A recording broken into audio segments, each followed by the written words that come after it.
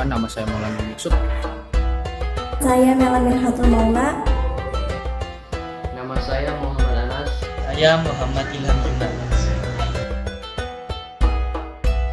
Silsilah Sunan Kalijaga dimulai dari Syekh Jumadil Kubro yang punya saudara bernama Ali Nuruddin. Ali Nuruddin ini punya anak bernama Syekh Subakir. Syekh Subakir ini punya anak bernama Arya Walatita, dan Arya Walatita ini punya anak yaitu Sunan Kalijaga. Sunan Kalijaga menikah dengan Dewi Saroh binti Maulana Ishaq dan mempunyai 3 orang anak, yaitu Raden Umar Said, Dewi Rakayuh, dan Dewi Sofia. Sunan Kalijaga lahir pada tahun 1450 Masehi di Tuban, Majapahit.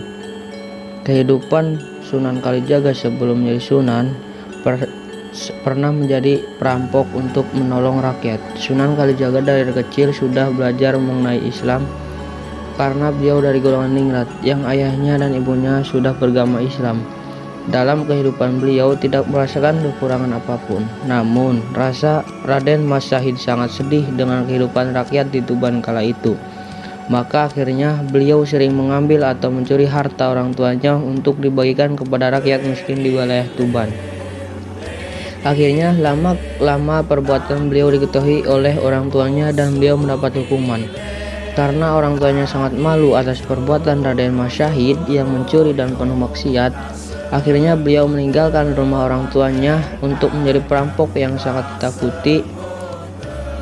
Beliau bergelar dengan sebutan Branda Lokajaya. Beliau merampok harta para orang kaya kemudian dibagikan kepada para fakir miskin. Dan Sunan Kalijaga pernah tinggal di hutan angker Jatiwangi. Di hutan Jatiwangi inilah beliau menjadi berandal atau perampok yang ditakuti oleh banyak orang yang melewati hutan Jatiwangi. Branda Lokajaya tidak segan-segan melukai atau membunuh orang yang melewatnya. Di hutan inilah awal mula beliau bertemu dengan Sunan Bonang. Setelah mendengar cerita dari Branda Lokajaya yang merampok untuk membantu rakyat kecil, Sunan Bonang memberi perumpamaan. Perumpamaannya adalah ibarat mencuci pakaian yang kotor dengan memakai air kencing yang hanya akan menambah kotor dan bau pakaian tersebut. Dari kata-kata itu dapat disimpulkan bahwa perbuatan yang dilakukan untuk menolong orang tidak bisa menggunakan barang haram ataupun barang perampokan.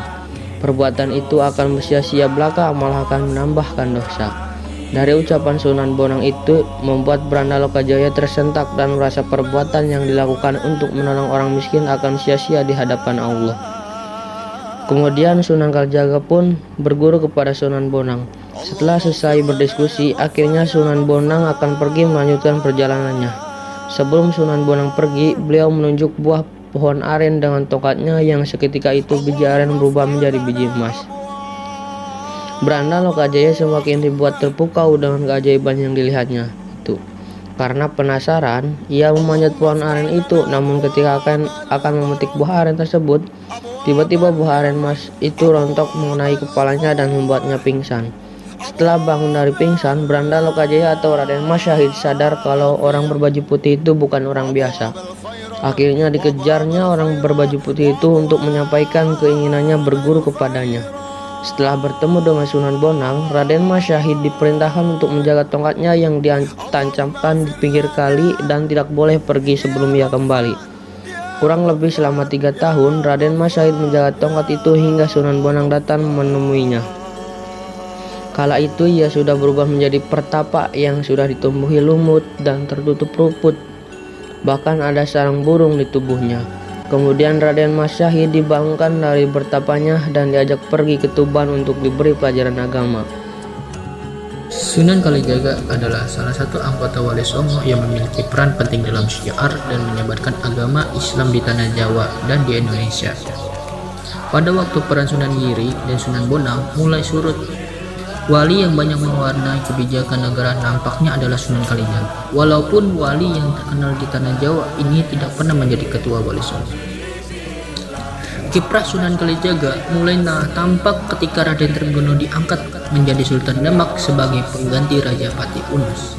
Apalagi semenjak Sultan Trenggono wafat pada tahun 1547. Hal ini dikarenakan Sunan Kalijaga mengajarkan agama Islam yang bersifat kompromistis, Islam yang tidak kaku dan mudah diterima oleh kalangan masyarakat pada waktu itu yang masih menganut agama Hindu dan Buddha. Hasil kerja kurang dari 1 abad oleh para tokoh Wali Songo untuk menyebarkan Islam di tanah Jawa belum menghasilkan umat Islam yang meluas banyak. Mulai dari Maulana Malik Ibrahim, Sunan Ampel, sampai Sunan Bonang dan Sunan Giri yang memeluk agama Islam masih belum murni berpandangan Islam. Pada akhir abad ke-15, pemeluk agama Islam di Indonesia sebenarnya sudah banyak, akan tetapi penguasa agamanya masih minim. Oleh karena itu, tawaran ajaran agama yang bersifat kompromistis tersebut cepat ditangkap karena sebenarnya sebagian besar umat Islam belum dapat membedakan antara yang benar dan yang menyimpang. Selanjutnya, karena penampilan Sunan Kalijaga yang Jawani dan dari keturunan bangsawan Jawa yang menyebutkan tokoh menjadi cepat terkenal di masyarakat, karena itu pula berkali jumlah umat Islam di Jawa meningkat 100%. Sunan Kalijaga mampu membentuk opini masyarakat bahwa agama yang benar adalah Islam, sedangkan agama Hindu, Buddha maupun animisme adalah agama yang sudah ketinggalan zaman. Ilmu Sunan Kalijaga. Yang pertama, ilmu asmak gitu. Ilmu ini berguna untuk menangkal serangan gaib seperti santet, guna-guna, pelet, dan geluk. Selain untuk menangkal, ilmu ini dapat menjadi pagar penghalang serangan gaib. Sunan Kalijaga menciptakan lagu yang berjudul Kidung Rumakso Ingungi. Kidung ini memiliki kandungan doa keselamatan, mampu menolak kekuatan-kekuatan jahat dari setan. Yang kedua, ilmu asmak Sungai Raja. Ilmu Sunan Kalijaga tingkat tinggi yang satu ini dapat dikatakan sebagai rajanya ilmu hikmah tinggi. Konon cerita pada masa lalu, ilmu asmak Sungai Raja adalah ilmu yang berasal dari Nabi Khidir alaihissalam. Seseorang yang mampu menguasai ilmu ini, maka seseorang tersebut akan merasakan keberkahan yang luar biasa. Yang ketiga, ilmu sapu angin. Kegunaan dari ilmu ini ialah untuk mensafar energi untuk segala keperluan. Ilmu sapu angin ini sangat cocok diamalkan untuk menghindari dari segala macam bahaya. Seseorang yang dapat menguasai ilmu ini akan dapat mempercepat dan melincahkan gerakan tubuh pada saat terkena bahaya. Yang keempat, ilmu singkir sengkolo. Ilmu tingkat tinggi ini adalah ilmu yang dapat menyingkirkan kesialan dalam hidup. Seseorang yang dapat menguasai ilmu ini niscaya hidupnya akan mendapatkan keuntungan dan selalu diridhoi oleh Allah Subhanahu wa Ta'ala. Yang terakhir, ilmu sapu jagat. Ilmu ini dipercaya banyak orang sebagai sarana doa untuk mewujudkan seluruh hajat di dunia seperti kekayaan dan kemakmuran hidup. Sunan Kalijaga adalah seorang dai yang menyebarkan agama Islam mulai dari Jawa Barat hingga Jawa Tengah. Pada saat proses dakwah Islamisasi, beliau menggunakan pendekatan melalui budaya. Proses Islamisasi dibagi menjadi 3 subaktualisasi, yaitu gagasan, kegiatan, dan wujud yang berupa benda atau fisik. Yang pertama, tembang lir ilir. Sunan Kalijaga menggunakan tokoh pewayangan dan syair lagu Jawa sebagai media dakwah. Dalam cerita pewayangan yang berasal dari ajaran agama Hindu dan agama Buddha, yang mengisahkan tentang Ramayana dan Mahabharata. Agar dapat diterima masyarakat, beliau menggunakan cerita dan tokoh pewayangan sebagai media dakwah Islamisasi. Beliau tidak menggunakan kisah asli, melainkan menggantinya dengan unsur-unsur Islami.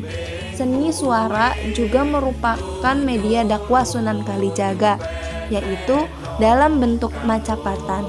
Karya Sunan Kalijaga yang terkenal seperti Dandang Gula dan Tembang Lir Ilir.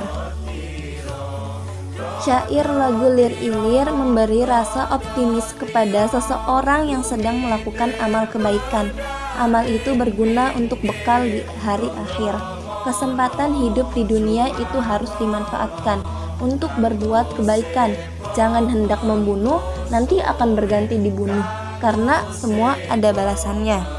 Yang kedua, akulturasi, mengubah sesaji menjadi selamatan.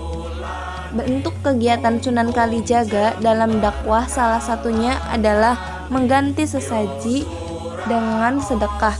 Dahulu, sebelum Islam masuk ke Indonesia, sekitar abad ke-15, masyarakat Jawa memiliki kepercayaan animisme dan dinamisme, yaitu kepercayaan berupa penyembahan kepada roh-roh gaib dan roh leluhur. Dalam dakwahnya, Sunan Kalijaga tidak langsung menghilangkan kegiatan yang sering dilakukan oleh masyarakat. Beliau menyisipkan nilai-nilai Islami di dalamnya, atau melalui proses dakwah islamisasi. Istilah sesaji diganti menjadi selamatan dari asal kata Islam itu sendiri, yang memang berarti damai dan selamat sejahtera. Niatnya diubah dari dipersembahkan kepada roh gaib atau dewa sesembahan menjadi sedekah berupa makanan kepada sesamanya. Dalam hal ini, tetangga, kerabat, fakir miskin, dan anak yatim piatu. Yang ketiga, mendirikan masjid. Sunan Kalijaga berperan dalam pendirian masjid pertama di tanah Jawa, yakni Masjid Agung Demak. Masjid ini masih dikunjungi muslim dari seluruh penjuru Nusantara.